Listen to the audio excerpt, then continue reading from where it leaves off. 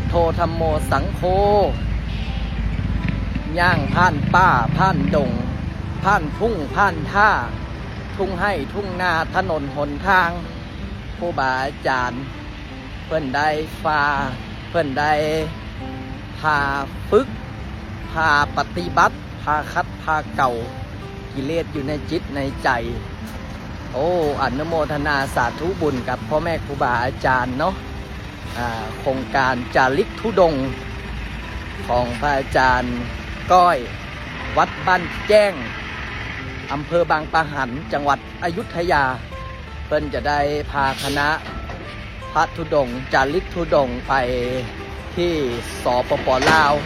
แล้วก็ประเทศศรีลังกาเนาะขออนุโมทนาสาธุบุญกับครูบาอาจารย์เด้อได้ผ่านป่าผ่านเขาผ่านถนนหนทางที่หลักๆก็คือผ่านจิตผ่านใจเป็นบททดสอบจิตใจตนเองเนาะรองเท้าบ่อไส้เพิ่นเนาะจักแก้วจักหยังโอ้สาธุสาธุครูบาอาจารย์เพิ่นได้ฝึกเพิ่นได้ปฏิบัติเนาะสาธุขออนุโมทนาสาธุบุญทำเด้อวันที่29เนาะขอเรียนเชิญเจริญพรญาติโยมมาใส่บาตรทำบุญที่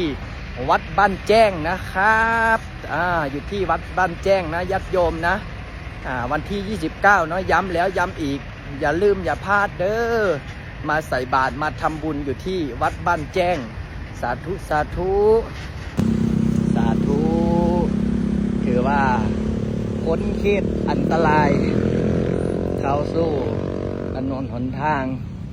เปรี้ยวแล้วบัดนี้นะ